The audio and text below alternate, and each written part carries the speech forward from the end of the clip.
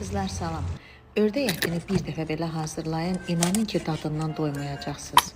Ördəyi yaxşıca yuyub doğrayırıq, kərə yağında hər iki tərəfini qızardırıq. Daha sonra iri formada doğranmış soğanları ördəyin üzərinə əlavə edirik. Kənarda isə cəfəri, soğan və acı biberi blenderdən keçirdirik.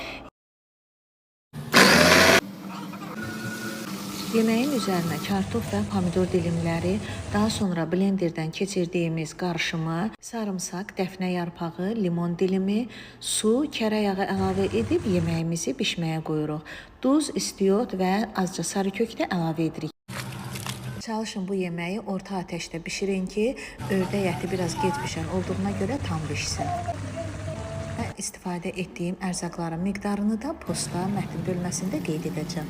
Yeməyimiz hazır olduqdan sonra üzərindəki dəfnə yarpağı və limon dilimlərini götürürük və yeməyimizi servis edirik. İnanın ki, bu cür yeməyi hazırlasaz dadından doymayacaqsınız. Qəti ördəyin tamı da gəlmir. Həddindən artıq möhtəşəm bir yemək oldu. Mütləq ördəyi bu formada hazırlayıb nuş edin.